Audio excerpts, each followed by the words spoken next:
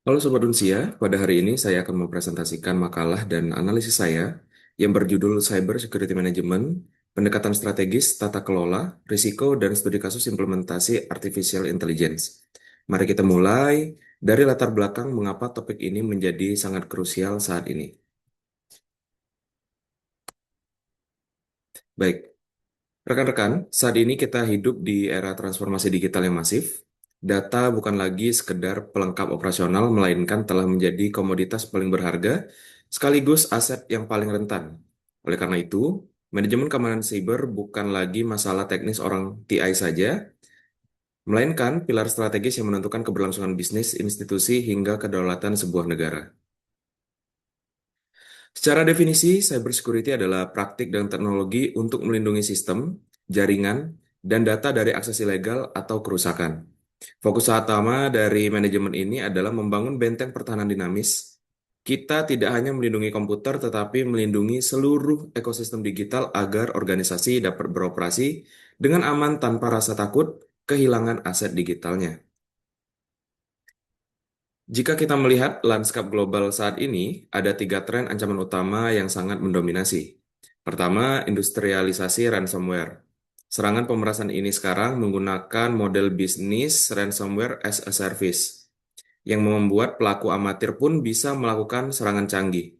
Yang kedua, kerentanan IoT dan rantai pasok atau supply chain, di mana peretas masuk memanfaatkan pihak ketiga. Dan yang ketiga, cyber warfare, yaitu serangan cyber yang disponsori oleh negara untuk tujuan geopolitik dan sabotase infrastruktur kritis.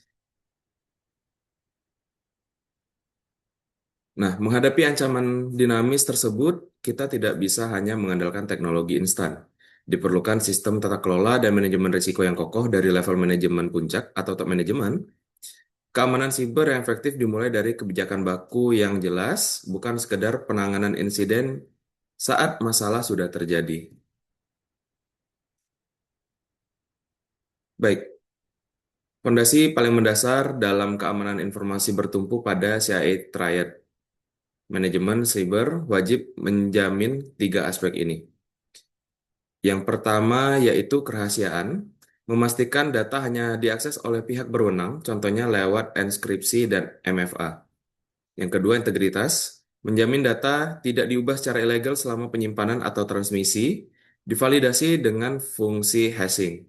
Dan yang ketiga, yaitu ketersediaan, memastikan sistem selalu siap diakses saat dibutuhkan melalui redundansi dan proteksi DDoS. Untuk menerapkan CI Triad tersebut, kita tidak harus membagi pertahanan menjadi beberapa lapisan.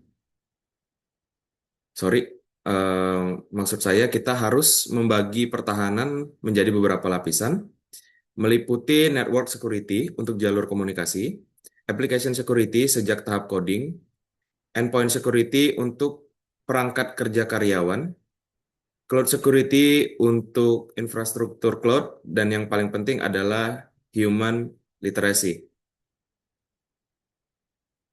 untuk melatih kesadaran pengguna agar menjadi human firewall organisasi.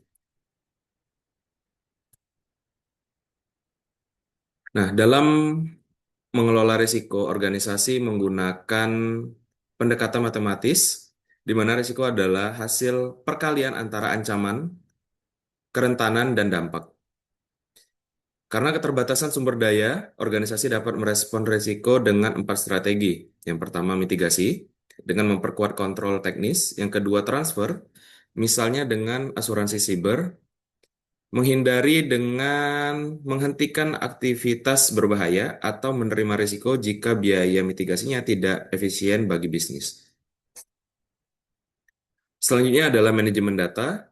Kita tidak harus mengklasifikasikan, sorry, kita harus mengklasifikasikan data menjadi empat tingkat. Yang pertama top secret, yang kedua internal, yang ketiga restricted, dan juga public, agar perlindungan yang diberikan tepat sasaran dan efisien. Selain itu, pengelolaan ini wajib patuh pada hukum privasi seperti UU Perlindungan Data Pribadi atau UU PDP di Indonesia untuk menjamin hak moral dan hukum atas data pribadi masyarakat.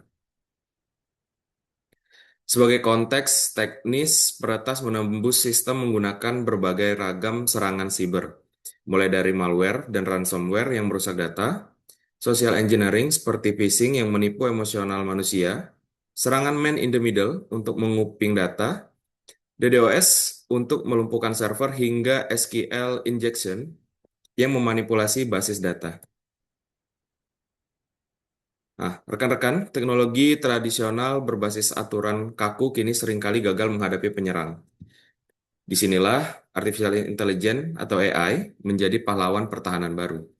Sebagai studi kasus di sektor perbankan, ketika peretas berhasil mencuri kredensial resmi karyawan lewat phishing, sistem keamanan tradisional akan meloloskannya.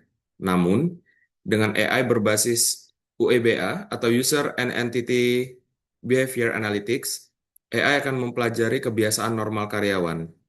Jika akun tersebut tiba-tiba mengunduh data massal pada jam 2 dini hari dari IP luar negeri, AI akan langsung mendeteksi anomali ini, membekukan akun secara otomatis dan memotong waktu deteksi berhari-hari menjadi kurang dari 3 detik.